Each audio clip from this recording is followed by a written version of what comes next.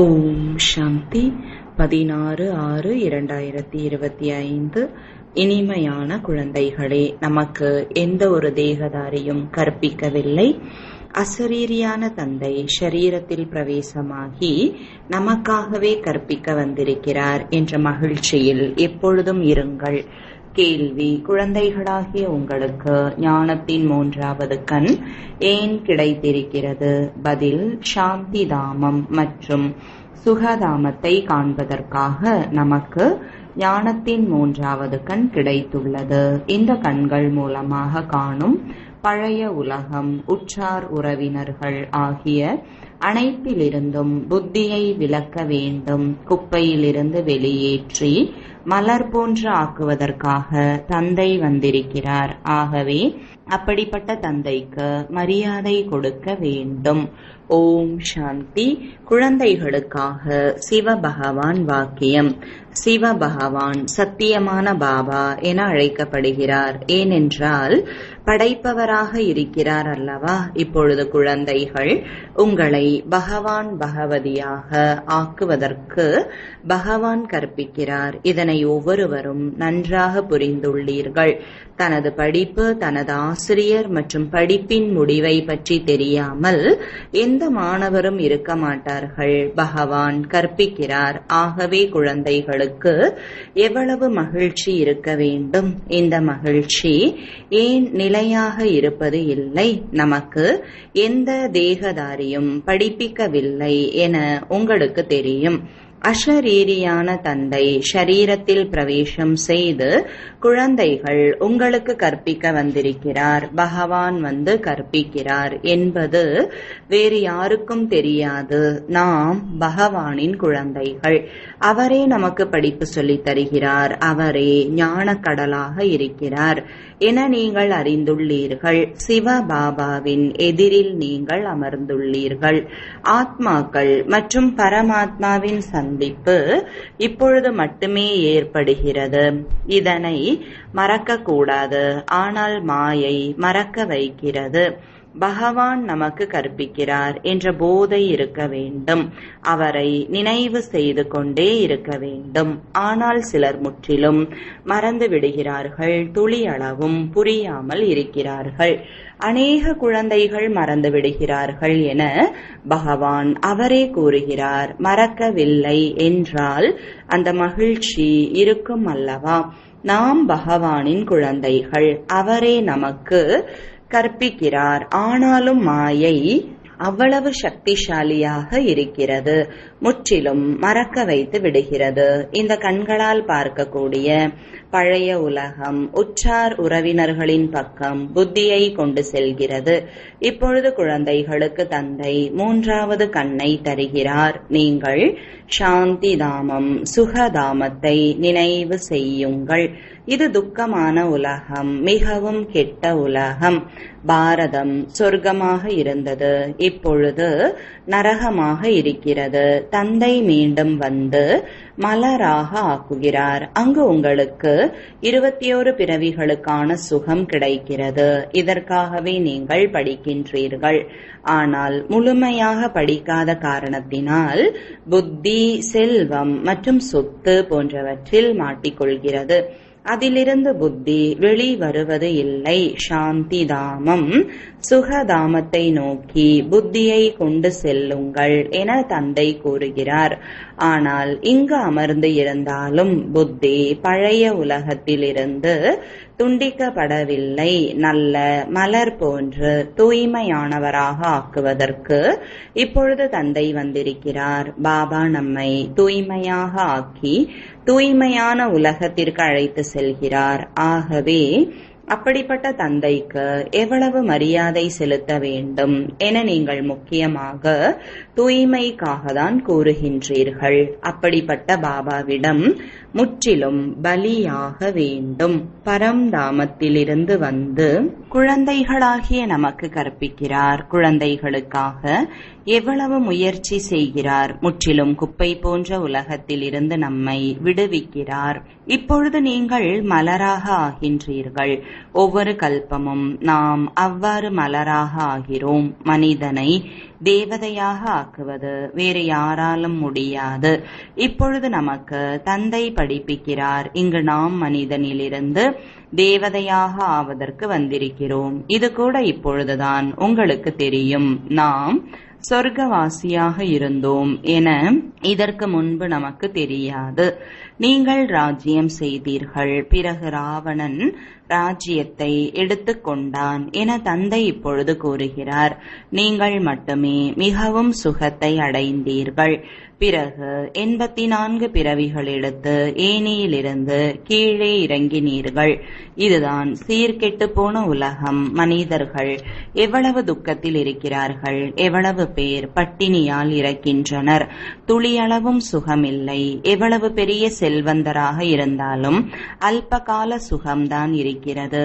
இதைதான் விஷம் நிறைந்த நதி போன்ற உலகம் என கூறப்படுகிறது. சொர்க்கத்தில் நாம் மிகவும் சுகமாக இருப்போம். இப்பொழுது நீங்கள் கருப்பான நிலையிலிருந்து அழகாக ஆகின்றீர்கள். நாம் தேவதைகளாக இருந்தோம். பிறகு மறுபிறவிகள் எடுத்து விஷம் நிறைந்த உலகிற்கு வந்துவிட்டோம் என இப்பொழுது நீங்கள் புரிந்துள்ளீர்கள். இப்பொழுது மீண்டும் நீங்கள் சிவாலயம் செல்கின்றீர்கள். சிவபாபா சொர்க்கத்தை உருவாக்குகின்றார். உங்களுக்கு கற்பிக்கின்றார். ஆகவே நல்ல முறையில் படிக்க வேண்டும் அல்லவா? படித்து சக்கரத்தை புத்தியில் வைத்து தெய்வீக குணத்தை தாரணை செய்ய வேண்டும். குழந்தைகள், நீங்கள் ஞானமும் யோகமும் நிறைந்த இனிமையானவர்கள். உங்களுடைய வாயிலிருந்து எப்பொழுதும் ஞான ரத்தினங்களே வெளிவர வேண்டும். குப்பை போன்ற வார்த்தை வரக்கூடாது. நான் ரூப் பசந்தாக இருக்கிறேன். நான் பரமாத்மா ஞான கடலாக இருக்கிறேன் என்று தந்தையே கூறுகிறார். படிப்புதான் வருமானத்திற்கு மூலதனமாக இருக்கிறது. படித்து வக்கீலாக மருத்துவராக ஆகி லட்சக்கணக்கில் சம்பாதிக்கின்றனர். சாப்பிடக்கூட நேரமில்லை. நீங்களும் இப்பொழுது படிக்கின்றீர்கள். நீங்கள் என்னவாக ஆகின்றீர்கள்? உலகிற்கு எஜமானர். ஆகவே இந்த படிப்பின் போதை இருக்க வேண்டும் அல்லவா? குழந்தைகள், உங்களிடம் ராயலாக பேசக்கூடிய பழக்கம் இருக்க வேண்டும். நீங்கள் ராயலாக ஆகின்றீர்கள். ராஜாக்களின் நடத்தை எப்படி இருக்கும் என பாருங்கள். பாபா அனுபவசாலி அல்லவா? ராஜாக்களுக்கு காணிக்கை கொடுத்தால் அதனை ஒரு பொழுதும் கையில் வாங்க மாட்டார்கள். வாங்குவதாக இருந்தால் உதவியாளரிடம் கொடுக்குமாறு சைகை காட்டுவார்கள். மிகவும் கம்பீரமாக இருப்பார்கள். இன்னாரிடம் வாங்கினால் பிறகு திரும்ப கொடுக்க வேண்டும் என யோசிப்பார்கள். சில ராஜாக்கள் பிரஜைகளிடம் எதுவும் வாங்கிக் கொள்ள மாட்டார்கள். சிலர் அதிகமாக வாங்கிக் கொள்வார்கள். ராஜாக்களுக்குள்ளும் அதிகமான வேறுபாடு இருக்கும். இப்பொழுது நீங்கள் சத்யுகத்தின் இரட்டை கிரீடதாரி ராஜாவாக ஆகின்றீர்கள். இரட்டை கிரீடத்திற்காக தூய்மை மிகவும் அவசியமானது. இந்த விகார உலகத்தை விட்டுவிட வேண்டும். குழந்தைகள், நீங்கள் விகாரங்களை விட்டுவிட்டீர்கள். விகாரிகள் யாரும் இங்கு அமர முடியாது. ஒருவேளை இங்கு அமர்ந்தால் தனக்குத்தான் நஷ்டமடைவார்கள். யாருக்கும் தெரிய போவது இல்லை.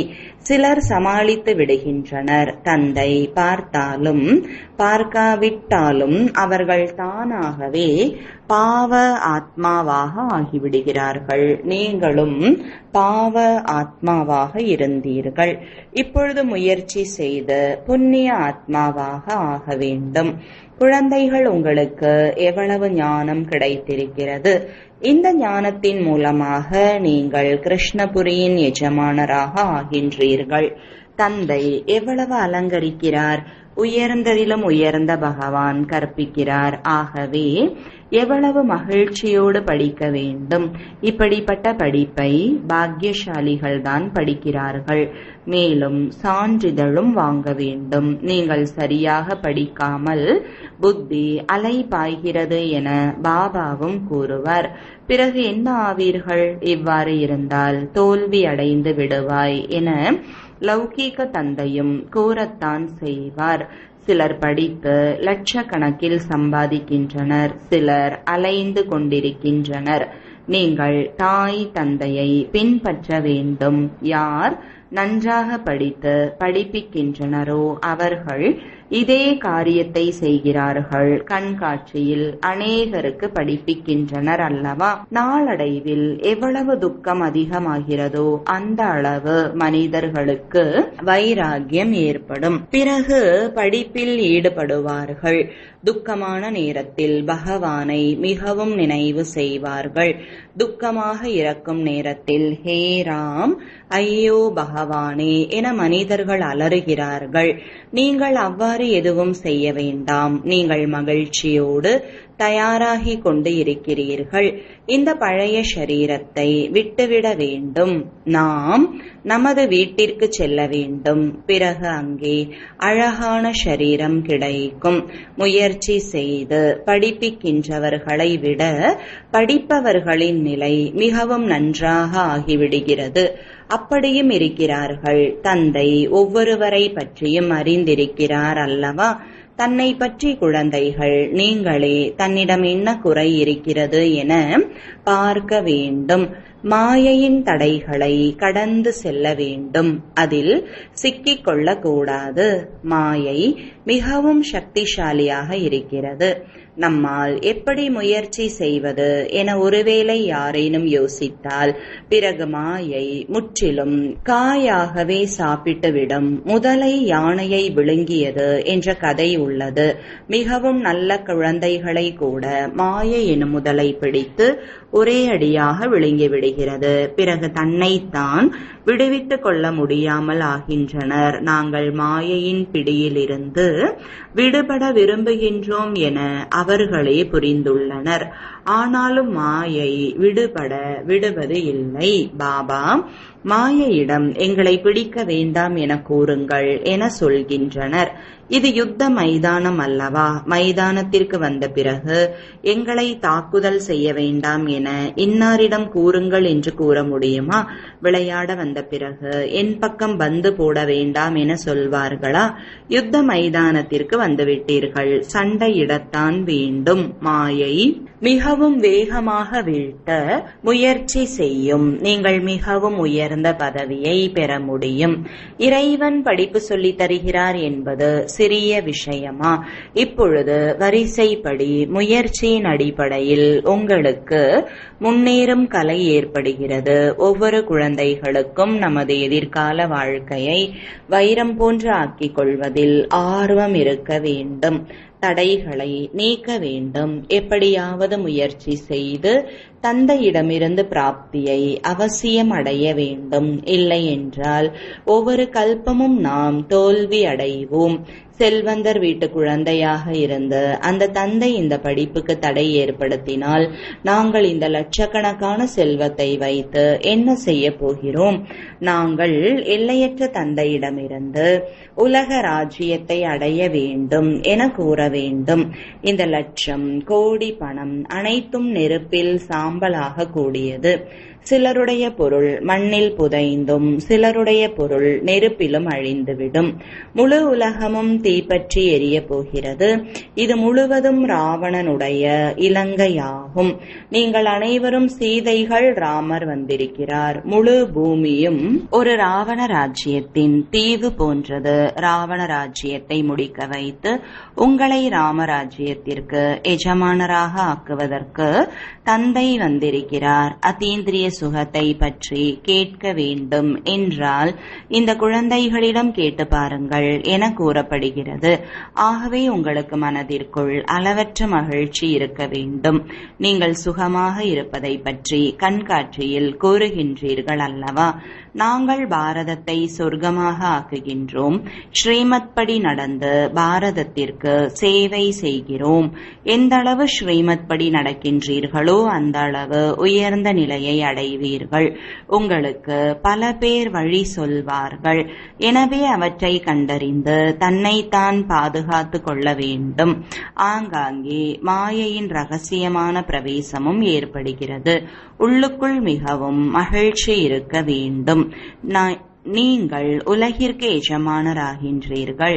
பாபா, நாங்கள் உங்களிடமிருந்து சொர்க்கத்தை பிராப்தியாக அடைய வந்துள்ளோம் என நீங்கள் கூறுகிறீர்கள். சத்திய நாராயணருடைய கதையை கேட்டு நாங்கள் நரனிலிருந்து நாராயணராக, நாரியிலிருந்து லக்ஷ்மியாக ஆவோம். நீங்கள் அனைவரும் பாபா, நாங்கள் உங்களிடமிருந்து முழு பிராப்தியை அடையாமல் விடமாட்டோம் என கையை உயர்த்துகிறீர்கள். இல்லை என்றால் ஒவ்வொரு கல்பமும் நாங்கள் இழந்து விடுவோம். எந்த தடை வந்தாலும் நாங்கள் சமாளித்து விடுவோம். அவ்வளவு தைரியம் வேண்டும். நீங்கள் முன்பு கூட அவ்வளவு தைரியத்தை காட்டியுள்ளீர்கள் அல்லவா? யாரிடமிருந்து பிராப்தி கிடைக்கிறது? அவரை விடக்கூடாது. சிலர் நிலைத்து விட்டனர், சிலர் வெளியேறி விட்டனர். மிகவும் நல்ல குழந்தைகளை கூட மாயை சாப்பிட்டு விட்டது. மாயை எனும் முதலை விழுங்கி சாப்பிட்டு விட்டது. இப்பொழுது தந்தை, ஹே ஆத்மாக்களே என மிக அன்பாக புரிய வைக்கிறார். நான் அழுக்கான உலகத்தை தூய்மையான உலகமாக ஆக்குகிறேன். இப்பொழுது அழுக்கான உலகத்தின் முடிவு எதிரில் இருக்கிறது. நான் உங்களை ராஜாவுக்கெல்லாம் ராஜாவாக ஆக்குகிறேன். தூய்மையற்ற ராஜாவுக்கெல்லாம் ராஜா. ஒற்றை கிரீடமுடைய ராஜா, இரட்டை கிரீடமுடைய அரசர்களுக்கு ஏன் தலை வணங்குகின்றனர்? அரை கல்பத்திற்கு பிறகு அவர்களுடைய தூய்மை நீங்கி ராவண ராஜ்யத்தில் அனைவரும் விகாரியாக மற்றும் பூஜாரியாக ஆகிவிடுகின்றனர். ஆகவே இப்பொழுது எந்த விஷயத்திலும் கவனக்குறைவாக இருக்க வேண்டாம், மறக்க வேண்டாம், நன்றாக படியுங்கள் என இப்பொழுது தந்தை குழந்தைகளுக்கு புரிய வைக்கிறார். தினமும் வகுப்புக்கு வர முடியவில்லை என்றால் அதற்கு ஏற்றவாறு பாபா அனைத்து ஏற்பாடுகளும் கொடுத்திருக்கிறார். 7 நாள் பாடத்தை எடுத்துக் கொள்ளுங்கள். முரளியை சகஜமாக புரிந்து கொண்டு எங்கு சென்றாலும் 2 வார்த்தையை மட்டுமாவது நினைவு செய்யுங்கள். இதுதான் மகா மந்திரம். தன்னைத்தான் ஆத்மா என புரிந்து கொண்டு தந்தையை நினைவு செய்யுங்கள். தேக அபிமானத்தால் பாவ கர்மம் ஏற்படுகிறது. பாவத்திலிருந்து பாதுகாத்து கொள்ள வேண்டும் என்றால் புத்தியின் அன்பை ஒரு தந்தையிடம் ஈடுபடுத்த வேண்டும். எந்த தேகதாரியிடமும் புத்தி செல்லாமல் ஒருவரிடம் மட்டுமே ஈடுபட வேண்டும். கடைசி வரை நினைவு செய்வதனால் எந்த பாவமும் ஏற்படாது. இது அழுகி போன ஷரீரம். இதன் அபிமானத்தை விடுங்கள். நாடகம் முடிகிறது. இப்பொழுது நம்முடைய 84 பிறவிகள் முடிகிறது. இது பழைய ஆத்மாவின் பழைய ஷரீரம். இப்பொழுது தமோ பிரதானத்திலிருந்து சதோ பிரதானமாக ஆக வேண்டும். பிறகு சதோ பிரதானமான ஷரீரம் கிடைக்கும். ஆத்மாவை சதோ பிரதானமாக ஆக்க வேண்டும் என்ற ஈடுபாடு இருக்க வேண்டும். மனதால் என் ஒருவரை மட்டும் நினைவு செய்யுங்கள். இந்த ஒரு கவலை மட்டுமே இருக்க வேண்டும் என தந்தை கூறுகிறார். பாபா, நாங்கள் வெற்றி அடைந்தே காட்டுவோம் என நீங்கள் கூறுகிறீர்கள். படிப்பவர்கள் அனைவருக்கும் உதவித்தொகை கிடைப்பது இல்லை. இருந்தாலும் அனைவரும் மிகவும் முயற்சி செய்கிறார்கள் அல்லவா? நாம் நரனிலிருந்து நாராயணராக ஆவதற்கு முழு முயற்சி செய்ய வேண்டும் என நீங்கள் புரிந்துள்ளீர்கள். ஏன் குறைவான பதவியை அடைய வேண்டும்? வேறு எந்த விஷயத்தின் கவலையும் இல்லை. யுத்தம் செய்பவர்கள் எதை பற்றியும் கவலைப்படுவது இல்லை. பாபா, அதிகமான புயல், கனவு வருகிறது என கூறுகின்றனர். இதெல்லாம் வரத்தான் செய்யும். நீங்கள் ஒரு தந்தையை நினைவு செய்யுங்கள். மாயை எனும் எதிரியின் மீது வெற்றி அடையுங்கள். சில நேரங்களில் நினைத்து பார்க்க முடியாத அளவிற்கு கனவுகள் வரும், சோர்வு ஏற்படுத்தும். இது அனைத்தும் மாயையாகும். நாம் மாயையை வெற்றி அடைகிறோம். அரை கல்பத்திற்கான எதிரியிடமிருந்து ராஜ்யத்தை அடைகிறோம். நமக்கு வேறு எந்த கவலையும் இல்லை. பலசாலிகள் ஒரு பொழுதும் புலம்ப மாட்டார்கள். யுத்தம் செய்ய மகிழ்ச்சியோடு செல்வார்கள். இங்கு நீங்கள் மிகவும் சௌகரியமாக தந்தையிடமிருந்து பிராப்தி அடைகிறீர்கள். இந்த கெட்டுப்போன சரீரத்தை விடத்தான் வேண்டும். இப்பொழுது இனிமையான அமைதியான வீட்டிற்கு செல்ல வேண்டும். நான் உங்களை அழைத்து செல்வதற்காக வந்திருக்கிறேன் என தந்தை கூறுகிறார். என்னை நினைவு செய்தால் தூய்மையாவீர்கள். அழுக்கான ஆத்மா வீட்டிற்கு செல்ல முடியாது. நல்லது. இனிமையிலும் இனிமையான தேடி கண்டெடுக்கப்பட்ட செல்லமான குழந்தைகளுக்கு தாயும் தந்தையுமான பாப்தாதாவின் அன்பு நினைவுகளும் காலை வணக்கமும். ஆன்மீக குழந்தைகளுக்கு ஆன்மீக தந்தையின் வணக்கங்கள். ஆன்மீக தந்தைக்கு ஆன்மீக குழந்தைகளின் அன்பு நினைவுகளும் வணக்கங்களும். தாரணைக்கான முக்கிய சாரம். முதலாவது, பாவங்களிலிருந்து பாதுகாத்துக் கொள்ள வேண்டும் என்றால் புத்தியின் அன்பை ஒரு தந்தையிடம் ஈடுபடுத்த வேண்டும். இந்த அழுகி போன சரீரத்தின் மீதான அபிமானத்தை விட்டுவிட வேண்டும். நாம் போர் வீரர்கள் என்ற நினைவிலிருந்து மாயை எனும் எதிரியின் மீது வெற்றி பெற வேண்டும். அதை பற்றி கவலைப்படக்கூடாது. மாயை ரகசியமான ரூபத்தில் பிரவேசமாகிறது. எனவே அதனை கண்டறிந்து தன்னை பாதுகாத்துக் கொள்ள வேண்டும். வரதானம். மனம் சொல் செயலில் முழுமையான தூய்மை எனும் மதிப்பெண் பெற்று கீழ்ப்படிதலில் முதல் நம்பர் ஆகுக. மன தூய்மை என்பது எண்ணத்தாலும் தூய்மையல்லாத சம்ஸ்காரம் வெளிப்படக்கூடாது. எப்பொழுதும் ஆத்மீக சொரூபம், அதாவது சகோதரர் எனும் உன்னத நினைவு இருப்பதாகும். சொல்லில் எப்பொழுதும் உண்மையும் இனிமையும் வேண்டும். செயலில் எப்பொழுதும் பணிவு, திருப்தி, இன்முகம் வேண்டும். இதன் அடிப்படையிலேயே நம்பர் கிடைக்கிறது. அத்தகைய முழு தூய்மையை கையாளுவதில் கீழ்ப்படுகின்ற குழந்தைகளின் புகழை தந்தை பாடுகிறார். தனது ஒவ்வொரு செயலிலும் தந்தையின் செயலை உறுதி செய்பவர்தான் அருகேயுள்ள ரத்தினம். ஸ்லோகன். சொந்த பந்தங்களின் உறவில் மற்றும் மனநிலையில் இலகுவாக இருங்கள். தினசரி வாழ்வில் அல்ல. அவ்வியக்த சமிஞ்சை. ஆன்மீக நிலையிலிருக்கும் பயிற்சி செய்க. உள்முகமாக இருக்கும் ஆத்மாக்கள் வருகின்ற சூழ்நிலை எதுவாக இருந்தாலும் நன்மை தீமை எந்த சமயம் சூழ்நிலையிலும் தன்னைத்தானே அனுசரித்து செல்வார்கள். தனிமையில் இருப்பினும் குழுவில் இருப்பினும் அனுசரித்து செல்வது, இதுவே பிராமண வாழ்க்கை. ஓம் சாந்தி.